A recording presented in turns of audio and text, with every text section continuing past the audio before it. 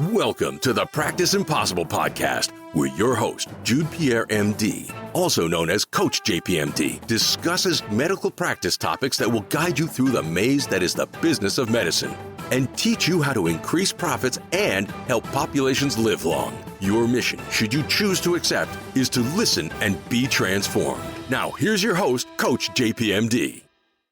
So happy New Year to the Practice Impossible podcast listeners out there. Thank you for listening. And thank you for all of the feedback and all the positive, encouraging thoughts and wishes for me and the Practice Impossible podcast. And I wanted to start off the year 2022 with something that's really important to most physicians, and that is financial planning.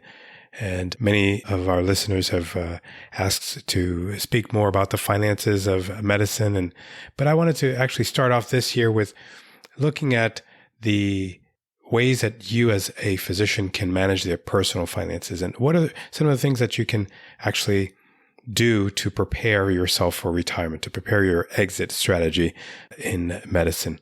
Too often we say that we don't have time to do things, and we don't have time to set aside time to learn about investments. And so I wanted to bring to our podcast my own financial advisors, and that's Don Snyder and Ryan Johns, to the Practice Impossible podcast, because I know they have such a wealth of information to share with our audience.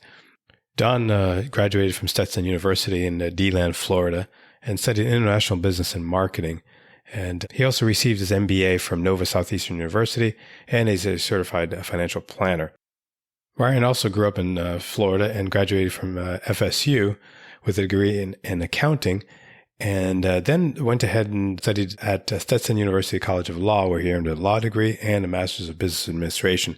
So they've got lots of experience, and this is going to be an interesting episode because this is the first time I've actually interviewed two guests on the Practice Impossible podcast. So you guys get 2-for-1 knowledge infusion here on the Practice Impossible podcast. So thanks for listening, and thanks for sharing this podcast, because sharing it helps us get the word out and helps us understand what you guys want to hear. So leave a review, share this episode with your friends, and enjoy. Welcome to the Practice Impossible podcast. And so today we are here with Don Snyder and Ryan Johns from the Snyder Financial Group, or is it a new name now? Wait, it is SFG Wealth Advisors. SFG Wealth Advisors. That's right. It did change. And Happy New Year to all of our listeners. It's been a pretty interesting 2021, and we are hoping to ring this new year in with some wise counsel, some wise advice on financial matters. And thank you, Don and Ryan, for joining us. And why don't you introduce yourself and let us know who you are and what you guys do? My name is Don Snyder. I'm the president and owner of SFG Wealth Advisors, and I'm excited to be on this call with my associate Ryan Johns and Jude. We appreciate his allowing us to participate on this call. And we're an independent financial planning and investment advisory firm that have been in the Tampa area for about 37 years now, and wanting to help people make wise financial decisions and sort through a lot of the noise and clutter and decisions that have to be made, and try to help them gain some clarity about their financial decision making. And Ryan. As Don said, I'm Ryan Johns. I'm an associate advisor at SFG Wealth Advisors, going on 7.5 years, I think, now. So I get the pleasure of working with many of our clients and meeting with new clients regarding their financial planning, investment management, tax mitigation concerns. Cool. And I have to say, this is my first episode with two guests. So if I fumble around this, or if this sounds weird, then I apologize in advance, but we're going to try to make this fun and make this exciting. And one of the things that I wanted to kind of bring up off the bat, because many of us physicians just don't understand the finances and the business of medicine. And that's one of the things that prompted me to start Practice Impossible and the podcast and all the things I'm doing. And my kids sometimes tell me, "Daddy, you're annoying." And at times it really triggers me. And I have to say, one of the things that annoys me in this business world is when I hear accountants and business professionals say that doctors are poor financial managers. And it's just really, for me, annoying. And I wanted to hear your thoughts on that. Are physicians really that bad at finances? Well, I'll take the first stab at this, although I feel like this is a loaded question right out of the gate here. But I would say it may not be doctors in particular, but certainly high income earners, business owners that have their minds elsewhere can become hyperspenders, people who have an experience with lifestyle inflation, where their income is increasing and their desire or just their ability to consistently spend that income increases with time as well. Mm-hmm. So not to be judgmental, I'll give the doctors a little bit of a free pass and say, I think we see that with a lot of business owners and high income earners as well. So is that your experience also, Don? Well, I would say that part of it might be the fact that they're in a busy profession and have a lot to manage and a lot to think about. And I know they're used to seeing a lot of patients on a daily basis and managing that. And so it can be difficult sometimes to get the dedicated time to sit down and really go through and understand certain options or concepts or principles to apply. And so from that standpoint, I think that there's always opportunity to be more laser focused about what they're doing. So I think that it's like anything, you have to decide how important it is and how much time you want to spend with it. But obviously, generally, doctors are quick learners, right? They've had a lot of education. So from that standpoint, it's just a matter of probably dedicating a little more time for that. Yeah, I think that's a good point, because even as I practice medicine and especially in this pandemic in 2021, it's just, I hear physicians saying things and doing things that are a little different. And it seems like physicians sometimes, like you said, don't have the time to research different things that are happening even in medicine. So I can't imagine how those physicians that may be feeling overwhelmed about their practice may be having difficulty understanding the finances and what we need to do with our monies, especially when you go from making, let's say $50,000, $60,000 a year to making over $150,000, $200,000 a year within a year. And I know that happened with me 20 years ago, where income jumped significantly.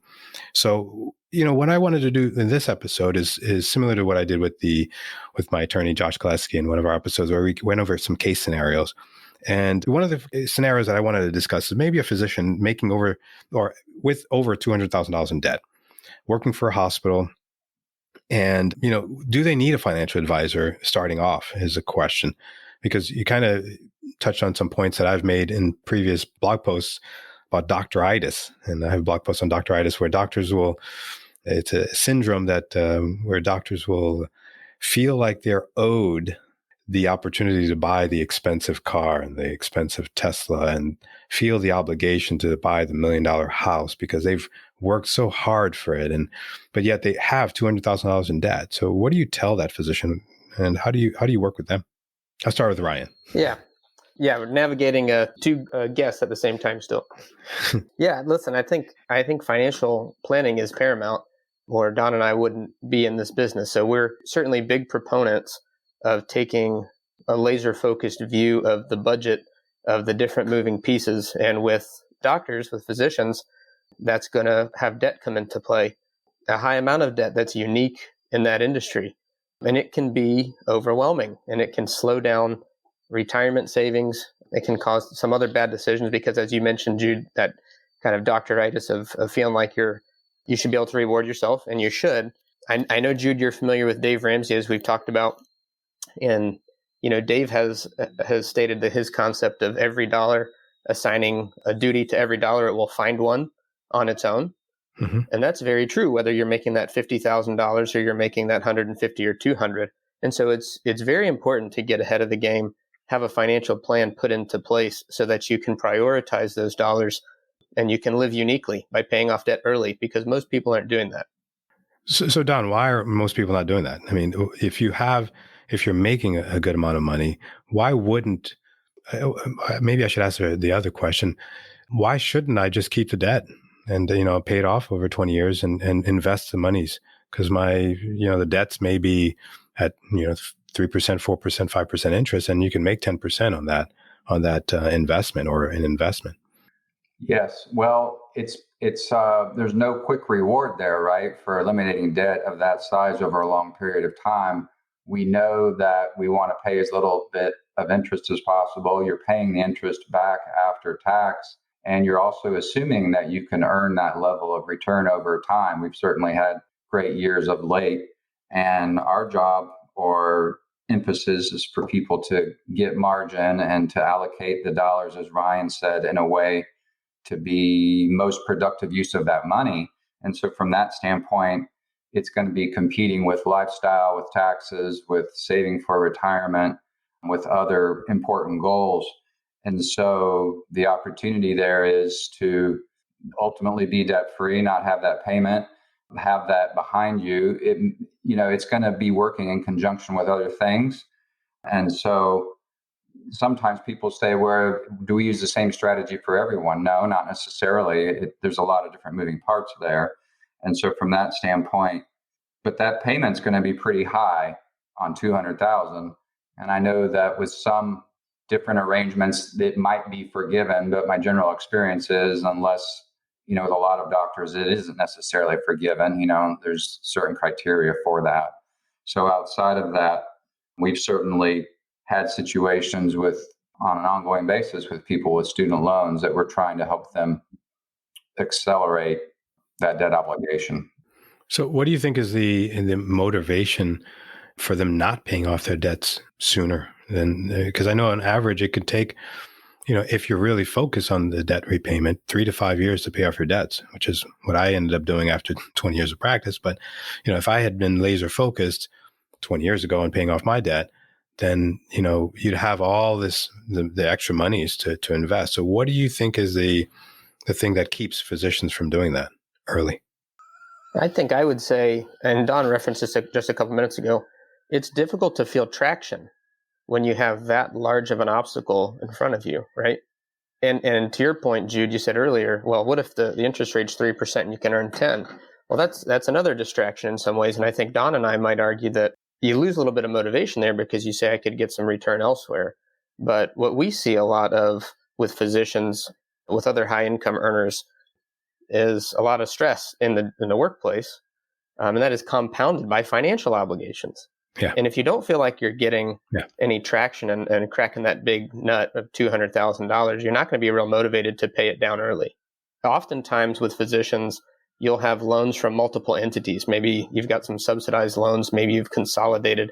And so there will be multiple balances. Their $200,000 could be 12 notes. And so if you'd like a little bit of motivation, you certainly can adopt the snowball plan and attack those debts one by one. But I think it's a daunting task.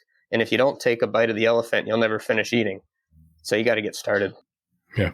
I would just add one more thing. There's a lot of people that have high income, but they don't have much margin and they don't have much net worth.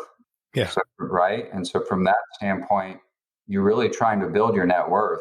And that means eliminating debt, being disciplined about your savings, and also creating margin so that you can do the things you want to do. And so if you're spending most of your money on lifestyle, there's certainly an appeal there, but it's fleeting and it can provide some immediate gratification, but it doesn't help you improve your position for the longer term. Yeah. And I tell physicians, and I tell even colleagues or friends that, if you were to not have the debt payments and save that money over 15, 20 years, you'd be a millionaire. So, if you can focus your attention within, between 25 and 35 and paying off that debt, then between 35 and 55, you'd be building the wealth that we all should have as high income, as hardworking physicians who spend a lot of time, practicing medicine and helping other people, but yet we still don't do it. So that's what I hope that we can teach our physicians out there. So what about the managed care physician with 30 years of experience? They're making over $500K. Then they're not happy with their advisor. So they've been with their advisor for 30 years. Do they switch advisors? Do they try to tweak them? What would you say that you would recommend for those physicians? I would just say, without asking another question, but it does kind of depend on what is it that they're not happy about. Mm-hmm. Obviously, it could be service related. Maybe they don't feel like they're getting enough attention or enough communication, or maybe they're not being challenged or educated enough about new opportunities or new things to consider. That's certainly important as part of having a good relationship. The other piece may be, well, I'm not earning enough money, I'm not keeping up, or kind of this what is it? FOMO, fear of missing out, right? Yeah, yeah. And someone's doing better than me and half their portfolio is in cryptocurrency and I don't own any cryptocurrency or whatever the situation. And so from that standpoint, yeah, I think that it doesn't hurt to interview others and there has to be a fit there. So I think they just have to do their due diligence and ask the right questions and find out what it is that they're trying to gain and accomplish. Because markets will change, investments will change. And so, the ongoing service, advice, and relationship is important. Mm-hmm. Do you guys deal with a lot of managed care physicians or physicians who have their own practices, or is it mainly non-physician clients? Go ahead, Ryan. Yeah, we have a handful of physicians as clients, I think, and then the vast majority would be non-MDs. Mm-hmm. But for the managed care physicians that own their own practice, we have a significant amount of business owners as clients mm-hmm. in various industries, some legal, some CPAs, et cetera. And so there certainly are some corollaries there in terms of someone who's providing a high-level service with being pulled in a lot of directions during the day, trying to run that practice and not really having time to devote to the household finances, which, let's be honest, the household finances for someone like that are very dependent upon the finances of the practice, right? Mm-hmm. How do you determine how much you can reinvest into your practice if you don't first understand the amount of cash flow you need to cover your expenses on the home front? And so we have gone down that road specifically with a handful of physicians and other business owners to say, let us help you understand, even 30 years in, what you need to be doing to make sure you're teed up to live the way you'd like to in retirement. And once you've clarified that question, you should be well armed, even though we're not medical practice consultants. You should be well armed to determine how much additional surplus do I have available to grow the practice. And I imagine Jude would have some opinions on how to go about deploying those funds. Yeah. Yeah. So it's interesting because I think you bring up a great point, and many physicians look at the practice as independent of their personal lives. But I think physicians need to understand what they need at home, what do they need to survive, and not saying what they want, because you don't need a $5 million house. You don't need a $200,000 car. Because if you do need those things, then you're going to have to make more money in your practice and cause more stress and more anxiety about having to make more money. And if you can live within your means and live a decent lifestyle, then I think that speaks to your point. So, and what about a physician who has no debt, married, kids, real estate, they've got assets, and they eventually want to donate to their church. They want to do more to give back, be more of a philanthropist. And I know that full disclosure, Don and Ryan are my financial advisors. And one of the things that I talked about with them was a way of giving back and a way of doing things to help the community. And in one of the projects I was trying to do. And Don, you had mentioned that you were was it a Kingdom advisor, or you were an advisor that helps people who want to give back to organizations? Tell me a little bit about that. Well, as a Kingdom advisor, part of our role or opportunity is to help people learn to expand their level of generosity to make an impact not only in their families and their personal lives, but also in the community around them. Mm-hmm. And I think that we've never met an unhappy, generous person, right? And I think from that standpoint, there's opportunities to just be more focused about what you're passionate about, what you might want to support or get behind. There has to be a heart connection there. And I would say that a lot of people, their giving is kind of the last thing they think about. And maybe it's whatever's left over, or it's not necessarily a priority. And I think the thing is that to have a more deliberate giving strategy, it's like part of any other strategy.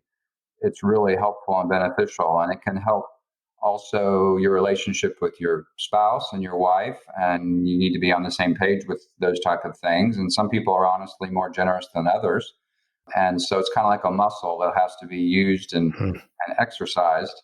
And so from that standpoint, we certainly like to help people kind of explore different ways to be generous. There's a lot of different tools out there.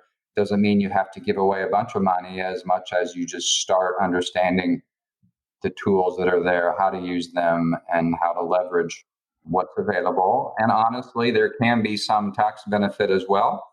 And so for high income earners, that's one way to help, of many, to help reduce or mitigate some of the tax side of it. So you said something that's a huge nugget, and that was you have never met an unhappy, generous giver. Is that what you said? That's right. That's right. Tell me about those that you've seen or worked with that are not generous. How do you, By name? No, not by name. Please don't get me in trouble.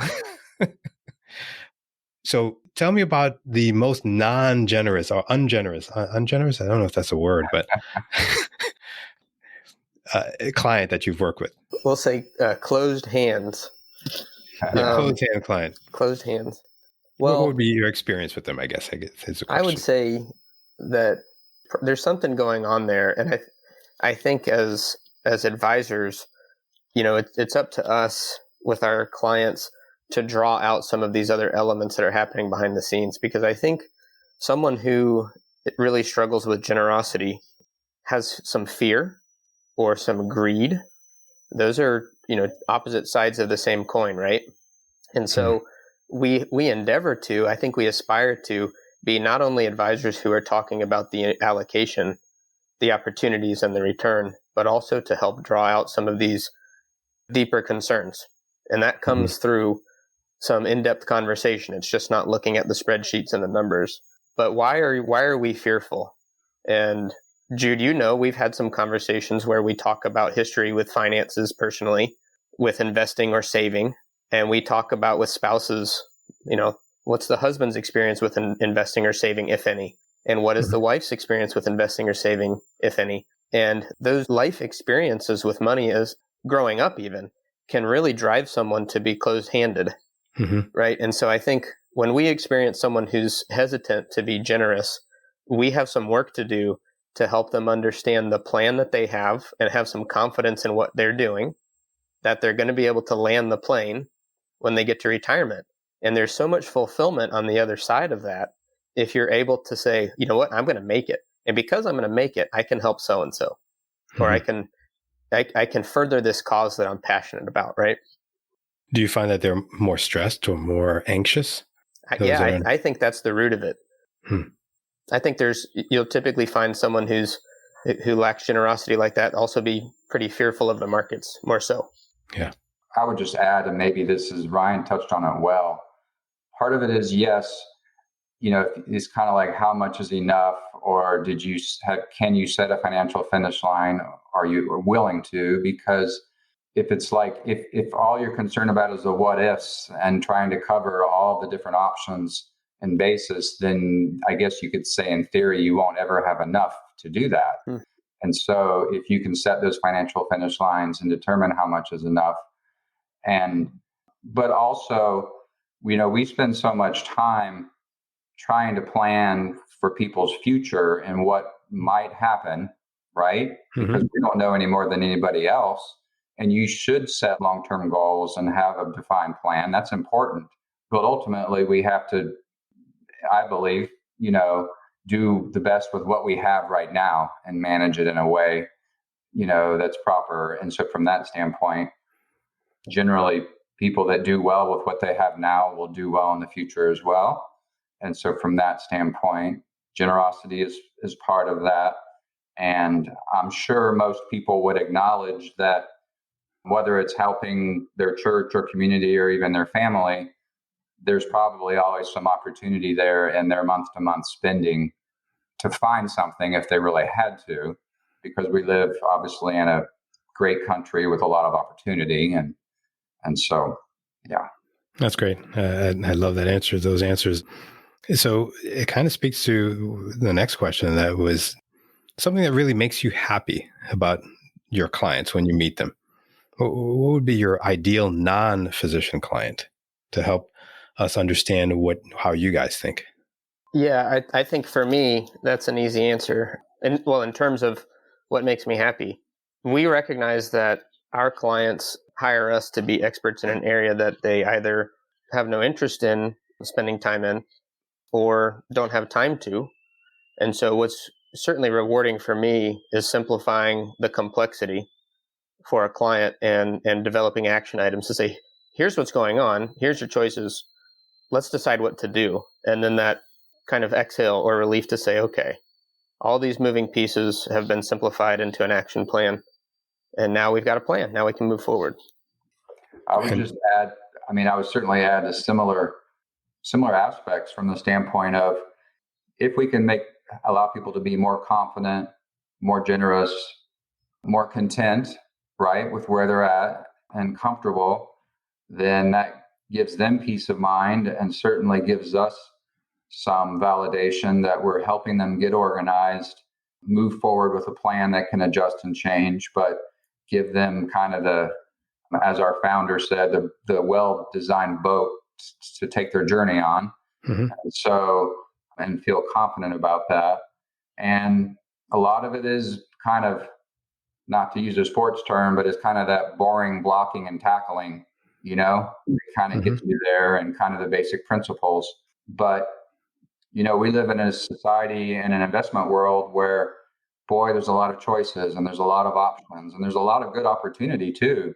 And so we're excited about that. You just think about all the new businesses and innovations and technology, even in the medical field. Yep. So from that standpoint, through different cycles and different environments, there's always going to be good investment options and opportunities. And so I think in some regards, what happens is people get overwhelmed and overloaded because in general, I think we're overloaded with information and how to process it. Mm-hmm. And so we try to bring that back to, well, what's the money for? What's important to you? It's a tool, really. And so how do you use it and to get, as Ryan said, the best life possible? So we just enjoy helping people and we enjoy the relationship side because they're all different and the needs are a little different. And it's interesting to see how people live and accumulate wealth and how they spend their money. And so our goal is to make that connection and help them use the money in a way that gives them return on life instead of return on investment. Yeah. Have you ever fired a client? Well, we probably had conversations about things that we don't agree with or recommendations maybe that we don't make or it's against our recommendations that we either agree to disagree or maybe they move on because of it. Sometimes we have people that might come on board and then leave a year or two later. Not often, but it happens maybe because they still wanted to really be totally in control and make all the investment decisions. And they really didn't want us that involved or maybe to be that involved. And we kept trying to be involved because that's part of our role. And we never got a chance to, not very much. And so honestly, in that situation, it probably wasn't a good fit. Mm-hmm. Maybe we compromised or they compromised, but either way, it kind of sorted itself out. Sure. And so I would say we're probably more likely not to hire a client when we identify that they're not dependent upon us. And that's an important conversation we have with our investment management clients and really kind of dovetails into who our ideal client would be. People who really value us and what and the value add that we offer through our services and investment management are those who are dependent upon us. And so we don't work well with do-it-yourselfers because our value add requires us to be involved.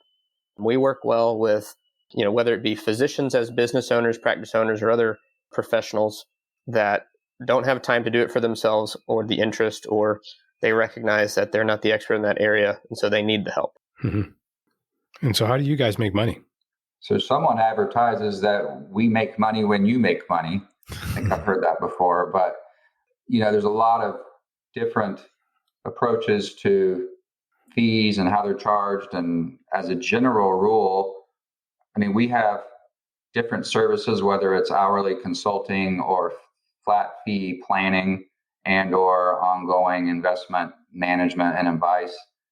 But generally, from a fee-based perspective, generally we get paid a percentage of the money that's invested with us, and that schedule or scale can differ. And I won't get into those details here, Sure. but basically, as your portfolio grows, we will get paid generally more because we're getting a percentage. And if it doesn't do as well, then we don't get paid as much. Mm-hmm.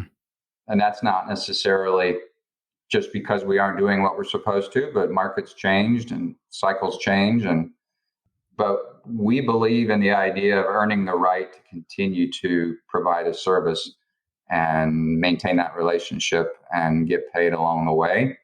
And so, but I think it's like anything, you have to understand what services you're getting for what you're paying for, right? Yeah. And if they don't get delivered, then maybe and not like talking about so much in our scenario, but as an example, if you don't feel like you're getting the services that were outlined, then you should leave. But if you're getting the service and the expertise and advice, then there should be value there. And I could say that, Tiger Woods has a coach, right? He has a performance coach and other coaches, and most high-end athletes. Tom Brady has a coach for nutrition and mental.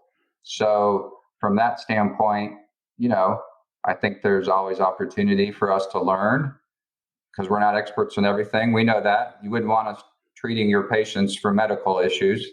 So as long as you get Google to help you, you're okay, right? Or if we stayed in a Holiday Inn Express, does that count? Yeah. So you say as a portfolio grows, you make more. Are you saying you make a percentage of the increase or the percentage of the total? So we make a percentage of the total. Total. Okay. So if the total grows a little bit, then we'll make a little bit too. If we have a down year, we'll make a little bit less. Okay. And, something that I've always wanted to ask a financial advisor, and I've never asked you guys is, what is your plan? Like, how have you structured your plans personally? Or do you have a financial advisor? That's a good question. My wife and I handle it side by side. And so the two of us don't have a financial planner per se, but I do through my relationships at my church. I've got what we call an accountability partner. And so while he's not a financial advisor, he's someone I trust that I bounce things off of, and my wife has a similar relationship. So as we're setting up our plans, financial, college savings for the kids, insurance, we try to have an open line of communication and set goals. Fair enough. And Don, can I ask you the same question? Sure. Well, my father started this firm, so I've certainly gained from his insight and wisdom, and he's helped me make a lot of financial decisions along the way. And so I've benefited from that. I have peers in my industry and even through organizations like Kingdom Advisors that I can talk to and collaborate with as it relates to my own business and financial planning decisions. As I'm a little bit older than Ryan, I've had the benefit of, raising kids that are going through college. My youngest is now just finishing up college. And, I'm getting to the stage where I can accumulate more because my kids are out of the house and I've been working long enough that I've continued to build a successful business. And so from that standpoint, I still have the same temptations and the same decisions to make every day when it comes to money like anyone else. Mm-hmm. And it's interesting that you would ask the question because sometimes you'll find that, and I don't believe that's the case with me or Ryan, but hopefully not, that you'll find that sometimes maybe the financial advisors or business owners spend so much time helping their clients, they don't do that for themselves, right? Mm-hmm.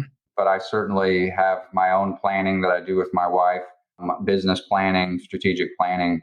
And so from that standpoint, and there's a lot of value in that because you have to know where you're at and where you're going and how you're going to get there, right?